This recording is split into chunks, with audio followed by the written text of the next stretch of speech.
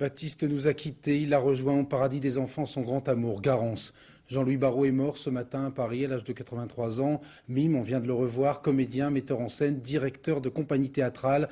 Jean-Louis Barrault a incarné pendant un demi-siècle aux côtés de sa femme Madeleine Renaud une aventure théâtrale tout à fait exceptionnelle. Au machinier, Françoise David. Ça aurait été un boucher, je pouvais vous faciliter la tâche. Mais un laitier... Je comprends. Vous êtes spécialisé, les bouchers. Vous comprenez? Moi, dans le fond, ça m'arrange de tuer les bouchers. Parce que de ma nature, je suis plutôt sensible. Jean-Louis Barrault, métamorphosé en tueur de bouchers illuminé, ce fut au cinéma l'une des compositions les plus inoubliables de ce comédien qui, malgré tout, préféra toujours le théâtre. À 21 ans, pion au lycée Chaptal, il avait envoyé à Charles Dulin, alors directeur du théâtre de l'Atelier, une lettre. Pas d'argent pour payer ses cours, Dulin l'avait pris sous sa protection. Barrault s'était trouvé un second père et un maître.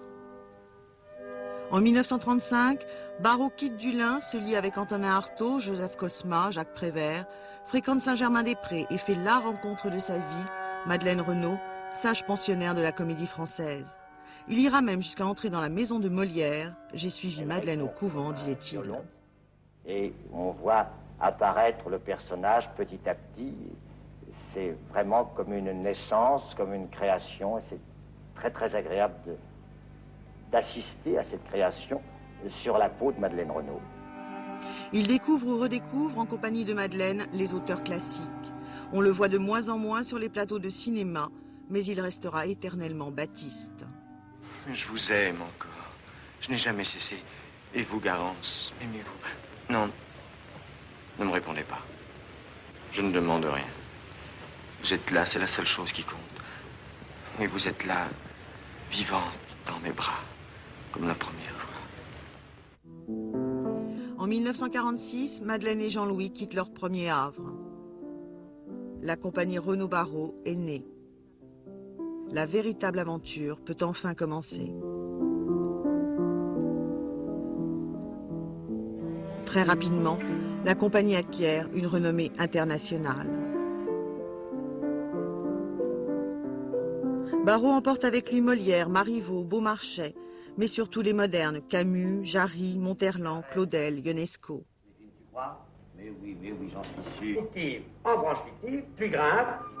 Le metteur en scène sait aussi convertir au théâtre Rabelais, Kafka, Nietzsche ou encore Voltaire.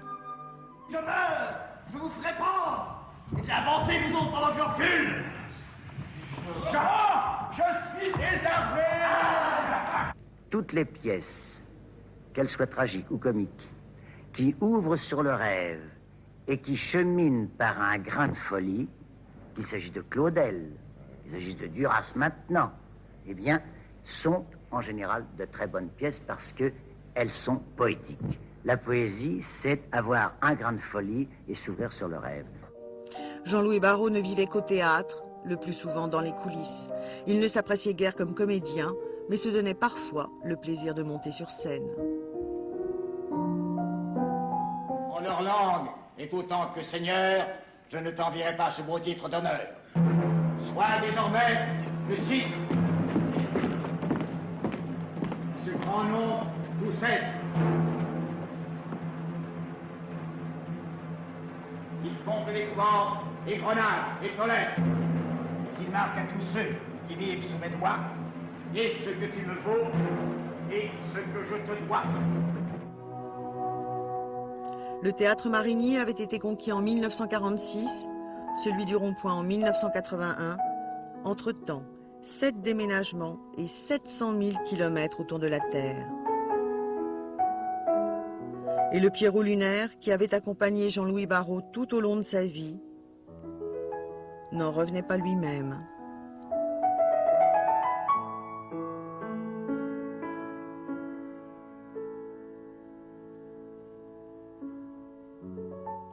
La dernière apparition publique de Jean-Louis Barrault, c'était à l'occasion de la cérémonie des Molières en avril 91, et c'est sa nièce Marie-Christine Barrault qui avait eu l'honneur et le privilège d'accueillir ce couple de légendes. Jean-Louis, Madeleine, ce soir je suis la voix de tous ceux qui sont ici avec vous, émus, heureux, et qui vous disent merci pour tout ce que vous nous avez donné, pour tout ce que vous êtes. Soyez remerciés.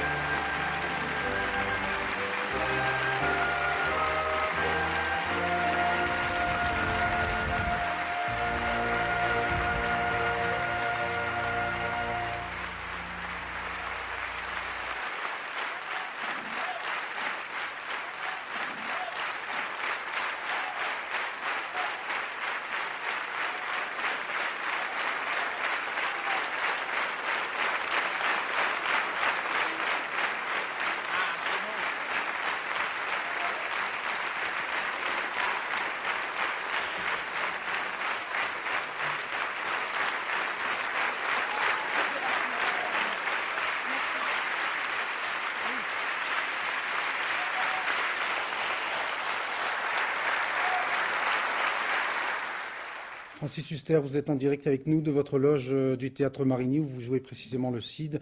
On a vu tout à l'heure cet acteur formidable dans cette pièce. Vous étiez là, je suppose, ce soir-là pour les Molières. Cette standing ovation, comme on dit en français, c'était vraiment très émouvant. Oui, c'était très émouvant parce que Madeleine et Jean-Louis ont toujours représenté dans le monde non seulement le théâtre, dans ce qu'il avait de plus beau, c'est-à-dire la passion et la jeunesse et le courage et la création. Mais en plus, il y avait chez Jean-Louis et Madeleine un même cœur qui battait chez les deux. Et je suis persuadé qu'aujourd'hui, Jean-Louis n'a pas quitté Madeleine. C'est-à-dire que le cœur de Jean-Louis bat toujours dans celui de Madeleine. Et ce soir, je crois que tout le monde est orphelin, parce que Jean-Louis, c'était le dernier géant du théâtre. Jean-Louis, c'est tout le siècle qui s'en va. C'est le cartel. Et je crois que ce soir, il faut penser très fort à Madeleine aussi. Parce que vous avez vu dans la rétrospective sur Jean-Louis, on a l'impression qu'il y avait chez lui non seulement le courage, c'est un artiste de combat, il faut pas oublier toutes les luttes, tout ce qu'il a fait, tous ceux à qui il a donné leur chance, non seulement comme auteur, mais comme acteur. Je pense à toute l'équipe avec Alain Cuny, Geneviève Page, Jean de Sailly, Simone Valère. Il faudrait tous les citer, tous les auteurs, mais en plus il y avait chez lui ce sourire extraordinaire. Et il a toujours été jeune. Je ne pense pas que Barrault aujourd'hui nous a quittés, au contraire, je crois qu'il est toujours maintenant avec Molière sur toutes les scènes de théâtre. Et ce soir, je sais que tous les acteurs en France et dans le monde, parce que vous devez imaginer dans le monde la portée de sa disparition, je suis persuadé que tout le monde aura maintenant une pensée pour Jean-Louis et pour Madeleine en même temps. Et puis, en plus, il faut que le combat continue et qu'on continue tous à se battre pour les mêmes valeurs. Chez Barrault, il y avait non seulement la traversée des guerres, des horreurs, mais en plus, il y avait une volonté de jamais céder devant rien. C'est un homme qui n'a jamais eu peur. Il n'a jamais eu peur de ses combats. On se rappelle les paravents à l'Odéon pour Genet, on se rappelle de Ionesco, on se rappelle de Giraudoux, on se rappelle de Claudel. Et je sais qu'il y a toujours eu chez lui cette idée de la famille du théâtre. Il avait beaucoup de charme. Il a séduit toujours tout le monde parce qu'il y avait une flamme, une vraie flamme. Et dans le monde du théâtre, on respectait Barrault et puis surtout, on considérait qu'il faisait partie des gens dans cette vie qui sont vraiment justement des hommes de la vie.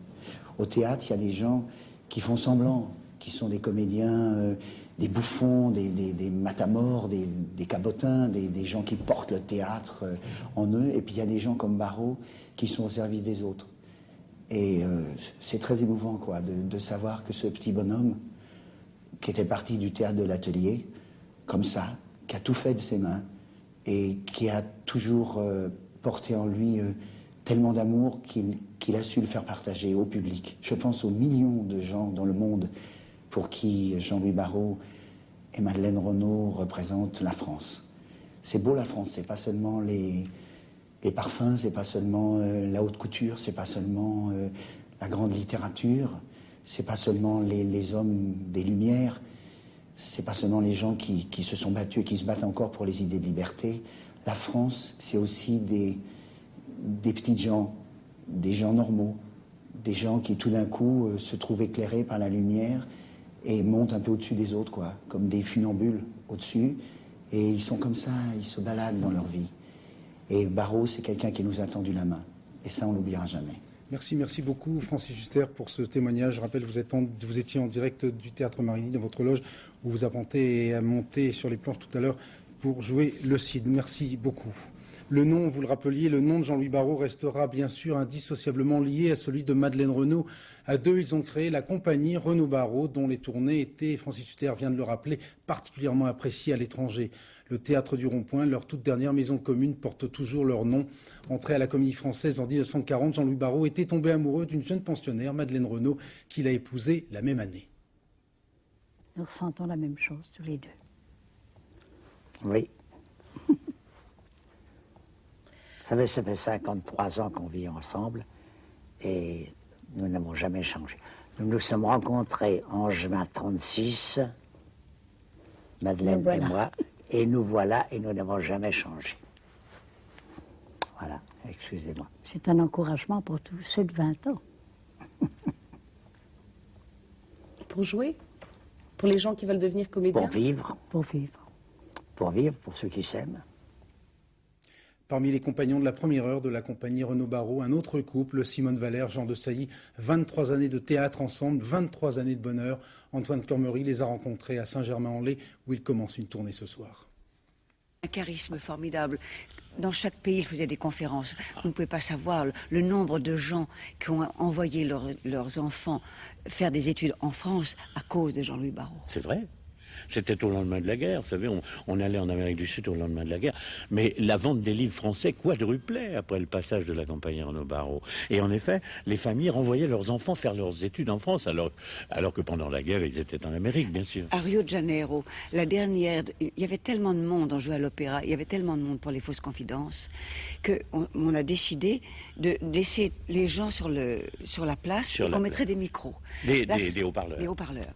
Les gens étaient assis par terre et ont écouté les fausses confidences, mais vraiment religieusement. Et quand nous sommes sortis, on a été transportés à notre hôtel, mais comme des joueurs de football. Ils nous portaient... C'était un créateur d'enthousiasme, oui. Une faculté d'enthousiasme, Jean-Louis. C'était la joie. C'était la passion et la joie et l'amour du théâtre, des êtres. Qu'est-ce que le couple qu'il formait avec Madeleine Renaud représentait? C'était un équilibre. C'était un équilibre fantastique. C'était un mariage idéal. La complémentarité était étonnante. Hein. Elle était tout d'instinct, lui était tout d'imagination et de travail. Il a eu un mot ces jours-ci, on était allés les voir il n'y a pas très longtemps. Oui, qui m'a bouleversé. Il a eu un mot qui nous a bouleversés parce que Simone, on essayait, vous savez, ils étaient très fatigués ces temps derniers, l'un et l'autre. Alors la conversation n'est pas toujours commode, il fallait l'alimenter un peu. Et Simone dit à Madeleine, est-ce que vous regardez la télévision, ma petite Madeleine? Elle fait oui, je regarde la télévision. J'ai dit à Jean-Louis, et vous? Il m'a regardé, il me fait non. Moi, je regarde Madeleine. C'est Claude Santelli qui a eu le privilège de recueillir la dernière interview télévisée de Jean-Louis Barrault. C'était en novembre 90. Le comédien y évoque son premier rôle dans une pièce de Cervantes.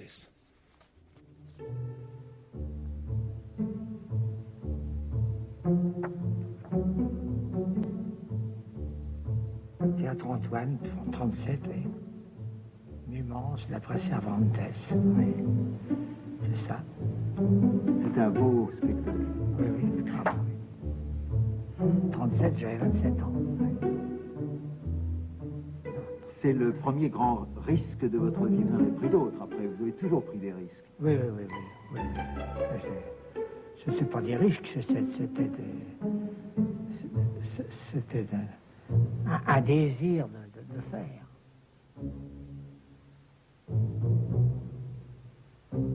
Et Claudel est venu vous voir? Ah oui. Claudel venait tout le temps. On était très amis. Avec Claudel, on avait un mot magnifique, c'était « mal mais vite ». travail? Oui, oui. Ouais. Balle, mais vite, allez. On avait composé ça. Le crâne, c'était magnifique. Et vous l'avez conservé comme enseigne, comme Ah, oui, saint? absolument, oui. Comme symbole de notre activité théâtrale. Ah, c'est beau.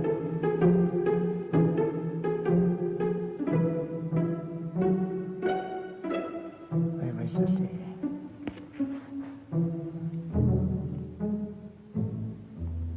Diablin. Oui.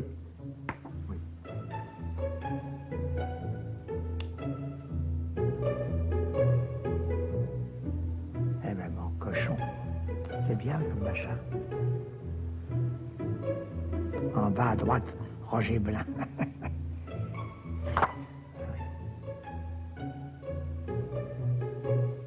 Tout ça sont des très beaux souvenirs. Vous me déchirez le cœur. Parmi les innombrables personnalités qui, à juste titre, saluent ce soir le génie théâtral de Jean-Louis Barrault, Jean-Claude Carrière, auteur, adaptateur et surtout amoureux des beaux textes comme Barrault. Michel Strulovici l'a rencontré. La place de Jean-Louis Barrault, il l'a définie lui-même. Je crois que d'abord c'était un cœur vaillant. C'était un homme animé, tout le monde l'a dit, d'une énergie, d'une passion, d'une activité sans limite. Il était indestructible. On disait de lui et de Madeleine, vous les lâcheriez dans un désert, dans un pays inconnu. 8 jours après, il y aurait un théâtre. Et ce théâtre serait plein. Et il y avait quelque chose de vrai là-dedans. Ils avaient toujours un sac à la main ou sur le dos, toujours prêts à partir. Les tournées Renaud-Barrault, on n'imagine pas ce que ça a été aujourd'hui. C'était vraiment la France qui se déplaçait. Donc avant tout, ce chemin de Jean-Louis, c'est une énergie tracée par lui-même. Les obsèques religieuses de Jean-Louis Barrault auront lieu mardi à Paris, à l'église de Saint-Pierre de Chaillot. Le comédien est mort dans son sommeil, à son domicile parisien, dans le 16e arrondissement, où de très nombreuses personnalités sont allées se recueillir devant sa dépouille mortelle et présenter leurs condoléances à Madeleine Renaud. Sur place, Pascal Doucet-Bon. Hier, toute la journée, Madeleine Renaud et Jean-Louis Barrault étaient restés ensemble, dans leur chambre, main dans la main, comme s'ils s'attendaient à ce qui allait arriver.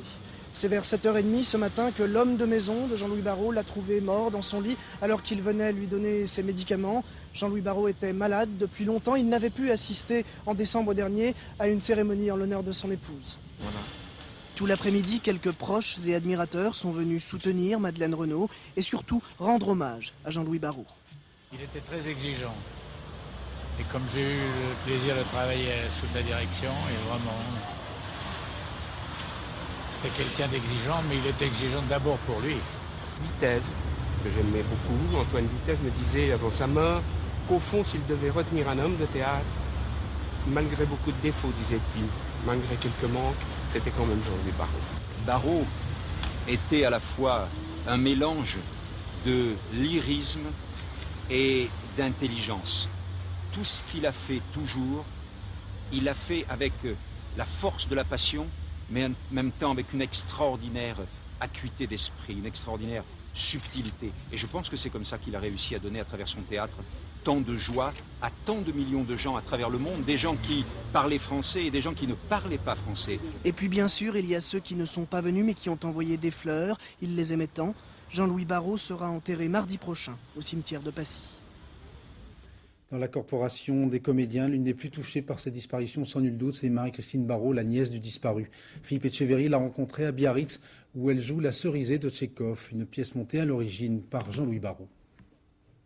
C'est quelqu'un qu'on perd, mais je crois qu'on ne peut pas perdre quelqu'un comme Jean-Louis Barrault. Il sera toujours là, il a changé le théâtre, il a donné sa vie entière au théâtre, son amour, et c'est pas seulement des mots, parce que sa vie était entièrement ancrée sur le théâtre avec Madeleine Renaud. Je ne crois pas qu'il ait respiré une minute de sa vie pour autre chose que le théâtre. En tant que quelqu'un de sa famille, hein, quelqu'un qu'il a aimé, quelqu'un qu'il a vu de près, ça va être un très grand manque, mais c'est un manque qui va en même temps se transformer en rayonnement dans les années à venir, et c'est un idéal et une image pour tous les gens qui veulent faire ce métier. Déjà toute petite, je savais que porter le nom de Barrault, c'était quelque chose de vraiment fort. Quand j'ai voulu moi-même être comédienne, je savais qu'on ne pouvait mettre que la barre très très haut quand on portait ce nom-là. Mais je crois qu'il n'y a pas de raison pour tout le monde, même ceux qui ne s'appellent pas Barrault. Ça restera un des plus grands exemples de vie entièrement consacrée à ce qu'on aime. Le reste de l'actualité maintenant est tout d'abord à l'étranger, le bain de sang qui continue à Sarajevo. 2 obus ont tué aujourd'hui 6 enfants de 6 à 12 ans, des enfants qui étaient tout simplement en train de faire de la luge dehors. Depuis le début de cette année, la capitale bosniaque n'a connu qu'une seule journée sans mort. François Cornet. Ce quartier ouest de Sarajevo, seules des traces de sang près de la luge des petites victimes témoignent de la violence une fois de plus de cette guerre aveugle. Les lignes serbes se trouvent à 1 kilomètre de cette rue où se sont abattus les 2 obus meurtriers de 82 mm. Parmi les 6 enfants tués cet après-midi, un frère et sa petite sœur qui jouaient sur la chaussée verglacée. Seuls 3 enfants ont échappé à la mort. Un drame qui coïncide avec une reprise des combats sur tous les fronts de Bosnie. L'escalade devant laquelle le monde semble rester impuissant.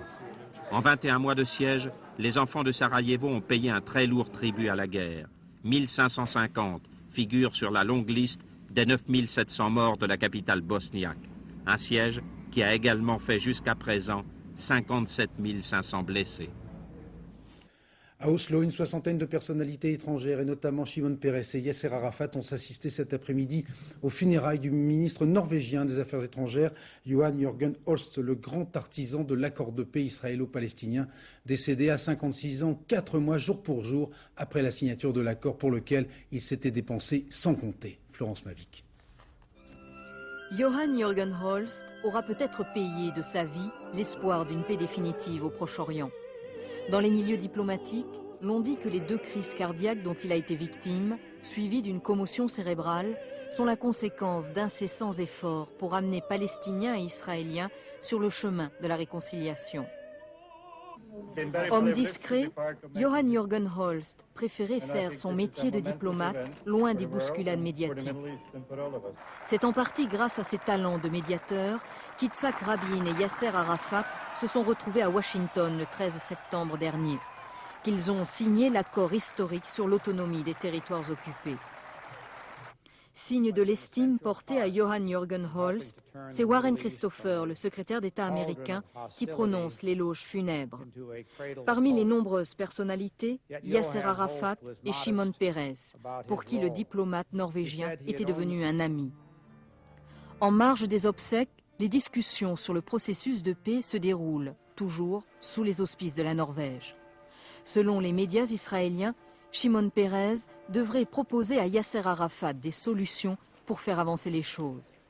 Et le plus grand hommage qu'Israéliens et Palestiniens puissent rendre à Johan Jørgen Holst serait de parvenir à la paix, a déclaré le chef de la diplomatie israélienne. La France a déroulé le tapis rouge pour le ministre chinois des Affaires étrangères, à qui François Mitterrand puis Alain Juppé ont confirmé aujourd'hui la volonté de Paris de donner un nouvel élan aux relations franco-chinoises après 15 mois de brouille. Reportage Renaud Fessaguet, Frédéric Delarue. Quand un Chinois passe par Paris, tout le monde se l'arrache. C'est surtout vrai depuis le 12 janvier dernier, date à laquelle le gouvernement Balladur s'est engagé à ne plus livrer de Mirage et autres armes à Taïwan, l'ennemi juré de la Chine. L'Élysée était fâché, dit-on, de ce revirement brutal, mais ce matin, François Mitterrand était le premier à recevoir le ministre chinois des Affaires étrangères. Au menu de cette conversation non prévue, la nouvelle coopération entre Paris et Pékin, indispensable aux sociétés françaises, maintenant que la Chine s'est éveillée. Mais sur les droits de l'homme, les Chinois préfèrent faire la sourde oreille.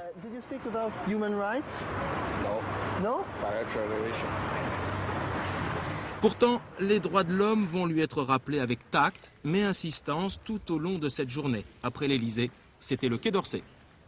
La France n'a pas de double langage.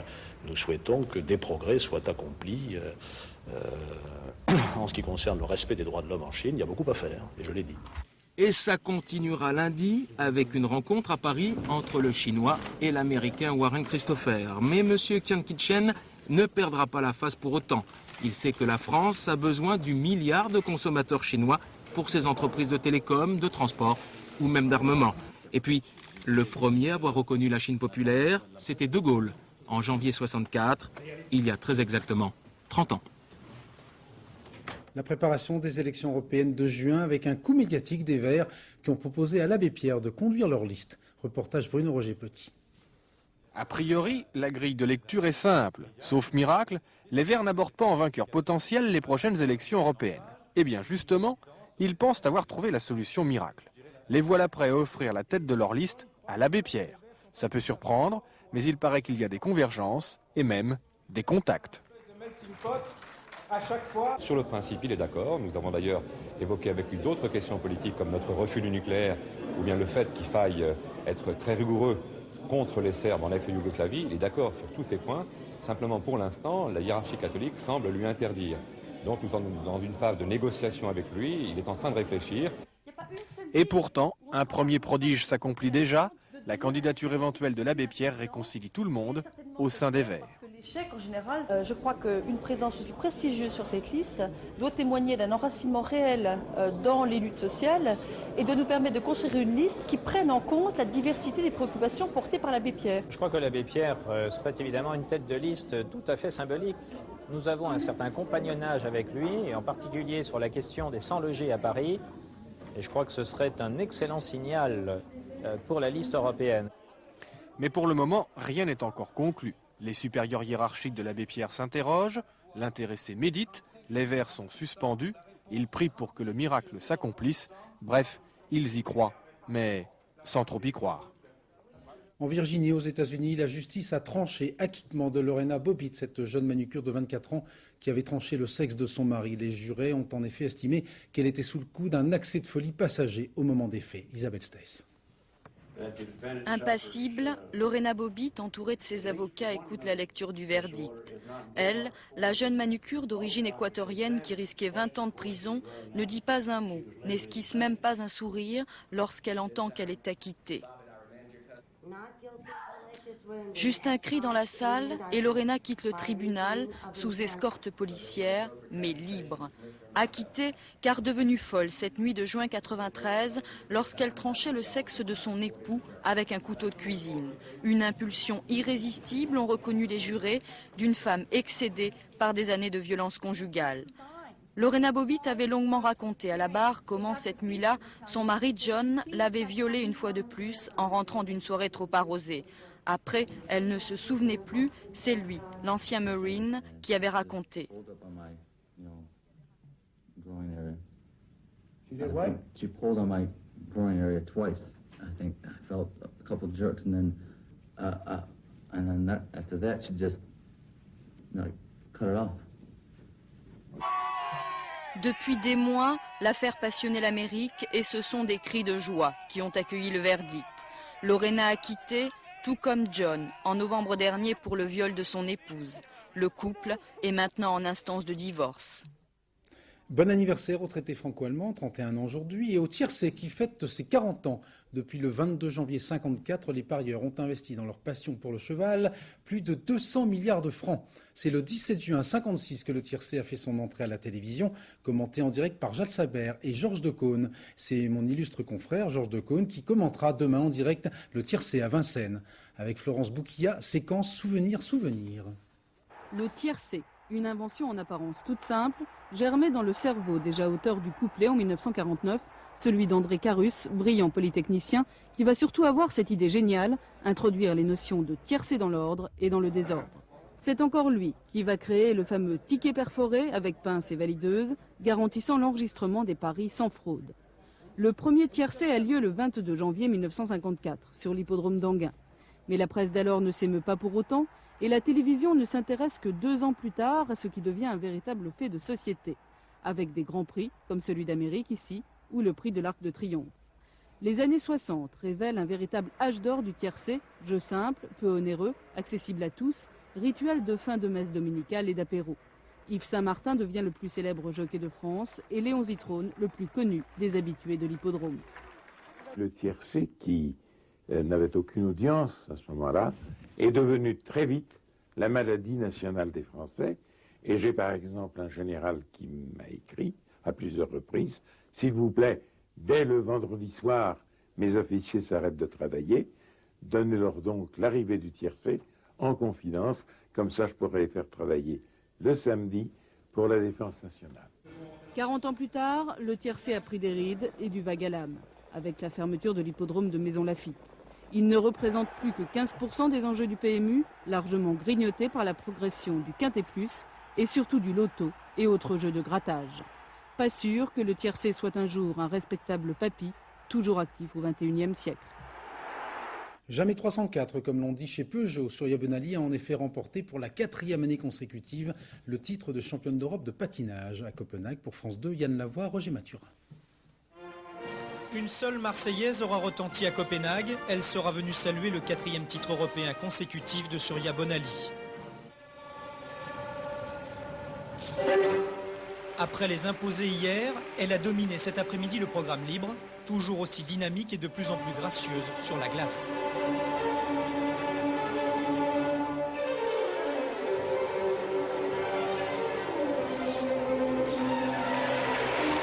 Le tirage au sort avait voulu qu'Oksana Bayoul, la championne du monde, passe après la Française.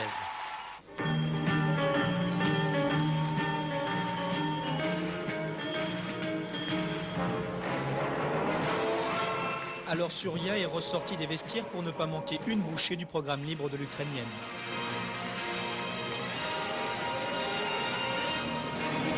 Les juges ont préféré la Française qui devance donc la championne du monde, même si c'est encourageant. À 3 semaines des Jeux, Surya ne veut pas encore rêver. Totalement différent, je veux dire, ce sera une autre compétition différente, il faudra rentrer dans un autre univers. On verra quoi. Et puis il y avait cet après-midi la suite du pathétique feuilleton Katharina Witt. Une fois de plus, le public a été subjugué.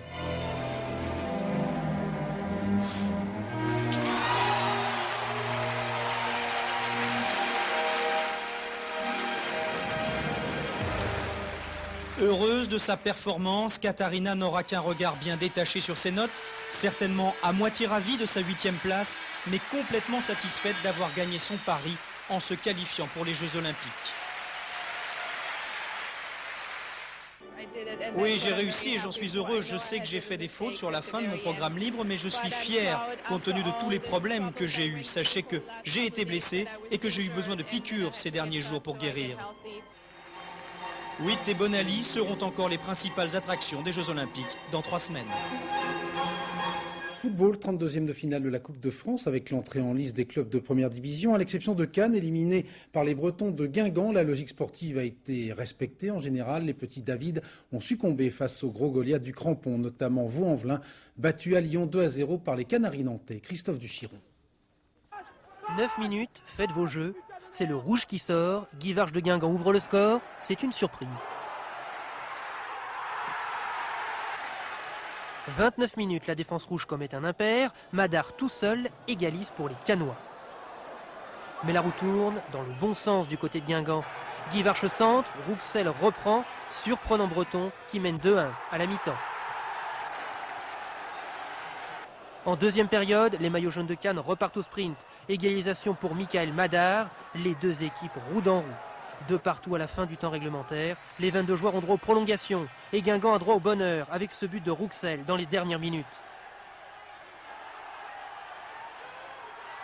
Rouxel qui s'est aidé de la main, l'arbitre n'a rien vu, Guingamp de National 1 élimine Cannes de première division.